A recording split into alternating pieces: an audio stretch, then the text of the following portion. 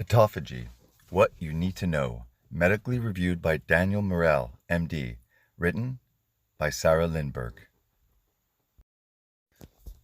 What is autophagy? Autophagy is the body's way of cleaning out damaged cells in order to regenerate newer, healthier cells.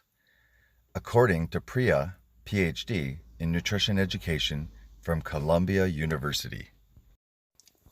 This is because autophagy is an evolutionary self-preservation mechanism through which the body can remove the dysfunctional cells and recycle parts of them towards cellular repair and cleaning, according to board-certified cardiologist Dr. Petra. Petra explains that the purpose of autophagy is to remove debris and self-regulate back to optimal function. What are the benefits of autophagy? The main benefits of autophagy seem to come in the form of the anti-aging principles. In fact, Petra says it's best known as the body's way of turning back the clock and creating younger cells.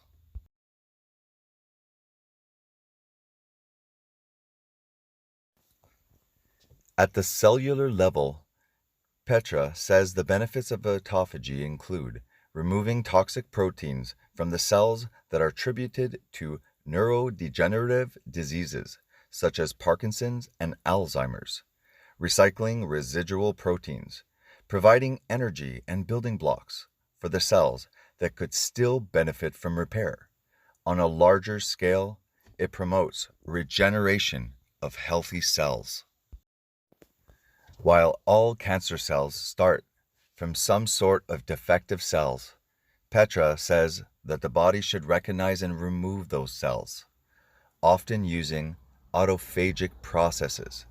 That's why some researchers are looking at the possibility that autophagy may lower the risk of cancer.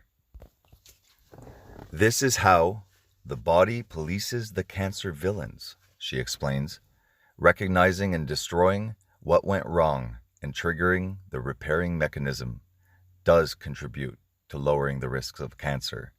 Researchers believe that new studies will lead to insight that will help them target autophagy as a therapy for cancer. Diet changes that can boost autophagy. Remember that autophagy literally means self-eating. So it makes sense that intermittent fasting and ketogenic diets are known to trigger autophagy. Fasting is the most effective way to trigger autophagy.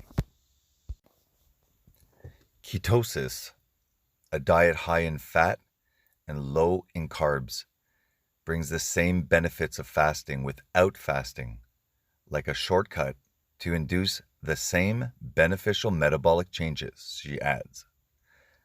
By not overwhelming the body with an external load, it gives the body a break to focus on its own health and repair.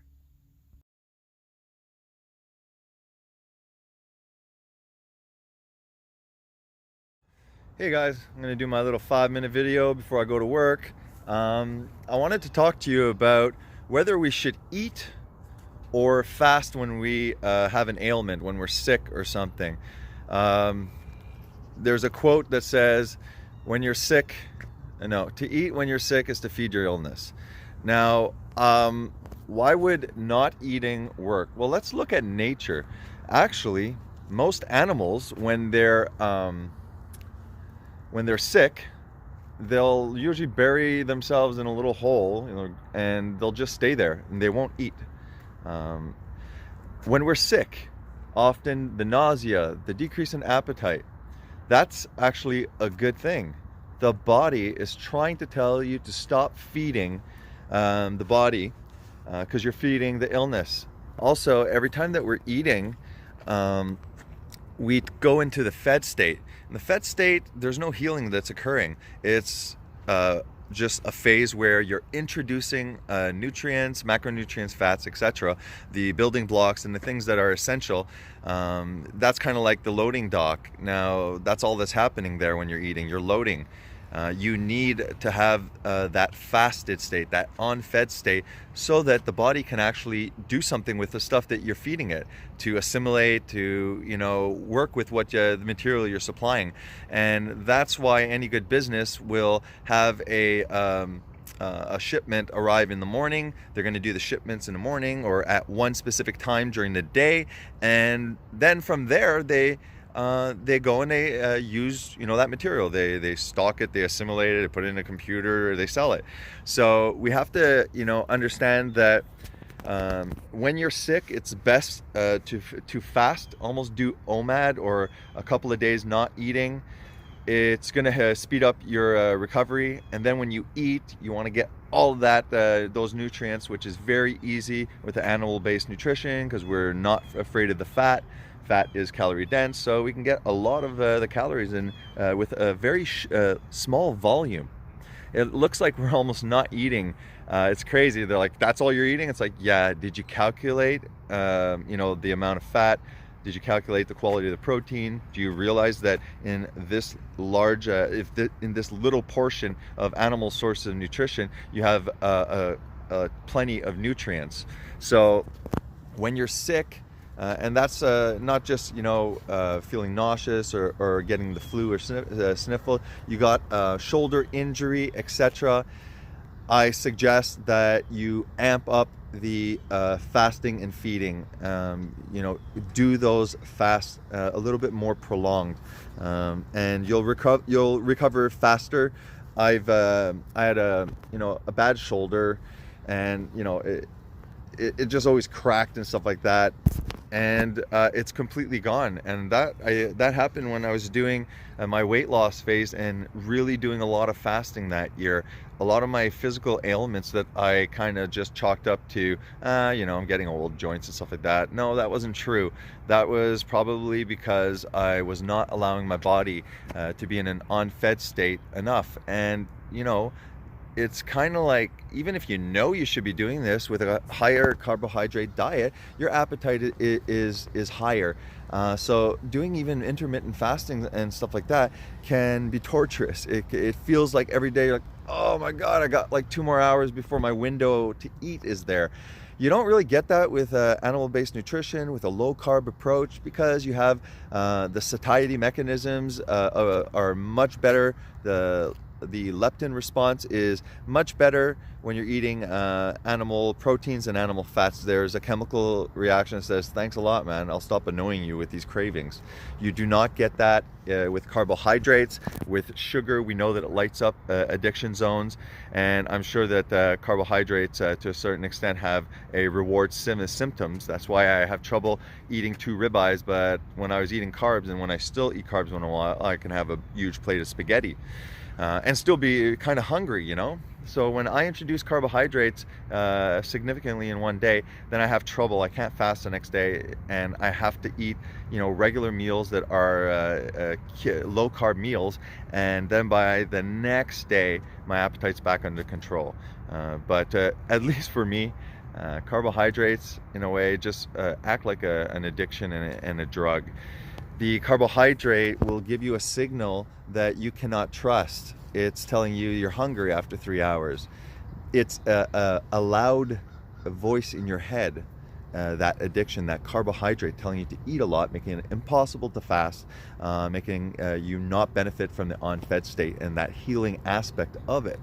So that's just what I wanted to say. In my opinion, obviously, this has to be balanced between on-fed and fed state, and you'll get the benefit. So yes, when you're sick, you do have to introduce eventually some food, I guess. But no, when you're sick, just fast and And if you have trouble fasting, that's a metabolic signal from your body saying, hey dude, there's something wrong. Why are you always hungry every 3 to 5 hours when your body fat isn't at 5% or something? You have some body fat stores. And don't forget that I think the major healing aspect of this on-fed state that you shouldn't eat when you're sick is based on autophagy. And if you look into autophagy, it's basically a cellular cleansing mechanisms where old amino acids or proteins are broken down. Cells are that are more at the end of their cycle are basically they die, and all of this cellular cleaning happens. Hormonal balances are improved to optimize your physiology. Autophagy literally can clean your body to such an extent that you actually produce stem cells for the massive amount of new cells that are required. So there's some amazing things with autophagy, and that is what is creating the healing aspect and what makes true the quote, when you are sick, to eat is to feed your illness. All right, guys, see ya. Oh boy, I almost forgot the most important thing, why fasting can help increase ailments, and when you're sick that you should do more prolonged fasts. When you're not eating, you're also, the insulin is not there. So that allows growth hormone to be increased by a lot. And like we're talking like 200%, 5-day fast. We're talking like, I might be wrong with it, but like I think it's like 2,000%.